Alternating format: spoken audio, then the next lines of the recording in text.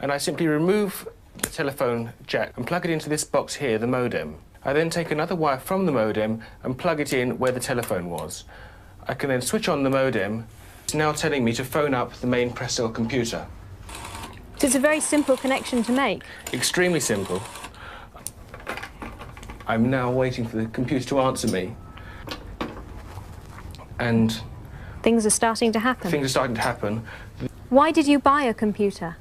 Well, I was very interested in the new technology and didn't want to be left behind. I don't think it's only for the youngsters at school now. I think us older ones will have to learn a lot about it. What is Internet anyway?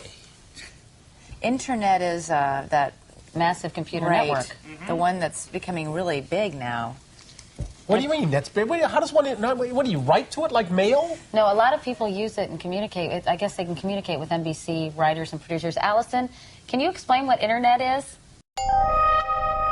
The world is in financial disarray. Currencies failing, economies in wild flux, jobs being lost. But what if you could build an entirely new economy, one specifically designed for the digital realm? Well, that is the dream behind Bitcoin. Bitcoin, for those of you who don't know, is an electronic online currency that was created in 2009. It was made by someone who did it under the pseudonym Satoshi Nakamoto. Like any economy, you don't want too much too fast because then the value of your currency drops, or so slow that your economy grounds to a halt. It's designed to be a self-stabilising economy. Whether it actually is that way though, well, that is a little bit more complicated. Because some people have said, hey, Bitcoin is the answer to those problems. Are you a believer? Well, Bitcoin is exciting because it shows how cheap it can be. Bitcoin is better than currency in that you don't have to be physically in the same place. And, of course, for large transactions, currency can get pretty inconvenient. And what is Bitcoin?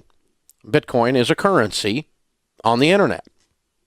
I sent 100 euros worth of Bitcoin from here in Tokyo directly to you guys through this camera, through the network, through the TV, right into your home. If I had tried to do that, send you the money with a traditional bank, it would have taken several days and probably cost 30 euros. I just did it right now with Bitcoin instantly, basically for free, and didn't have to ask anybody for permission. I didn't need a bank, I didn't need a government, I didn't need anybody. I just needed myself and you and our smartphones to do it.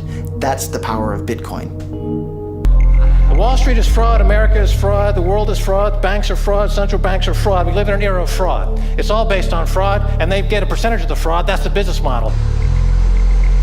To suggest that there is any moral or ethical aspect to anything that's going on now is to be completely naive about the fact that we live in an era dominated by financial terrorists,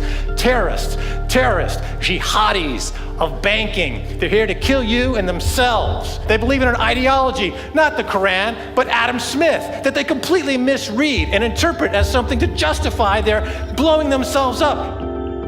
Janet Yellen's a terrorist! Mario Draghi's a terrorist! The Central Bank of Japan is a terrorist! These are the real terrorists! Funds received. This community is switching to what they think is a better monetary system. A system in which banks are no longer needed because payments could be made directly from one person to another. Bitcoin is fundamentally different because in Bitcoin, you don't owe anyone anything and no one owes you anything. It is not a system based on that. It is a system based on ownership. And no one can censor it, no one can seize it, no one can freeze it. It's November the 2nd, 2008, just 6 weeks after the Lehman Brothers collapse. And all over the world, there are panicked debates about how to save the banks. Then, on a little visited web forum for cryptographers, a document appears in which a completely new monetary system is proposed. The visionary author calls himself Satoshi Nakamoto. These were the darkest days of the financial crisis. So that to me suggests a very clever mind that saw an opportunity, the perfect opportunity to introduce a new radical technology and a new radical approach to money and finance at just the right moment when people would be very open to making this big shift that's required to adopt a new currency. What's exciting for me is like a global economy. Right now we say we have a global economy, but I can't take $1 and give it to you in the Netherlands and then you know what to do with it, right? You would have to go and change it to your native currency. And when you kind of eliminate that step, and I can just send you one form of payment and you can send me a product in a matter of seconds, that starts to change things from a global perspective. How could this digital coin invented by this Satoshi Nakamoto become hundreds of times more valuable than the dollar? And why do enthusiasts like Roger Fear want the world to switch to bitcoins? I'm giving every single person here 1,000 yen worth of bitcoins, which is like $8 and something cents. Back in the early days, you know, I'd get phone calls from my buddies. Oh, hey man, I lost 10,000 bitcoins because my computer blew up, right? Back then, one bitcoin was less than a penny, right? So nobody cared. They lost $10. I don't care, right? And now 10,000 bitcoins, that's $5 million. That's a big deal, right? I think a lot of people are underestimating the way in which Bitcoin and the blockchain are going to change the power structures in society in general. I mean, I grew up in the US and I see all these people like, yeah, nuke everybody in the Middle East and kill them all. And then they have the former Secretary of State, Madeleine Albright, on 60 Minutes, one of the most popular news shows in the US. And they asked her, they said, like, there's reports that more than 500,000 Iraqi children have died as a direct result of US sanctions. And she looks back at her with a straight face and she goes, it was a really tough decision, but I think that it was worth it. Worth murdering 500,000 kids because of what the government did? And I apologize for crying, but it just disgusts me from my core when I see government people murdering people around the world. It's not just theoretical, these are real people with real lives. And it's real people, and Bitcoin has the power to undermine everything they're doing to people around the world. And I'm sorry for shouting, but it just disgusts me what these people in government do. And they do it through central banking and through the control of the money supply, and Bitcoin takes that away from them.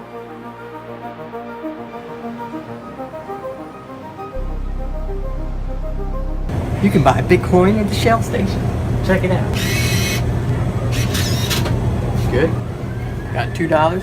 Hit finish. Oh. $2 Bitcoin. Just like that. From this machine. I just turned cash into digital currency. So thinking that it's too late to get involved in Bitcoin is like thinking it's too late to get involved with the internet or too late to get involved with using a cell phone. Like, it's not too late to get involved in Bitcoin. If Bitcoin becomes really popular all over the world, Bitcoins are going to have to be worth at least tens of thousands of dollars a Bitcoin, if not hundreds of thousands of dollars per Bitcoin. So thinking it's too late to get involved with Bitcoin is like thinking it's too late to get involved with using the internet. Of course not. Like, it's ubiquitous in our lives, and Bitcoin's going to become ubiquitous in our lives as well.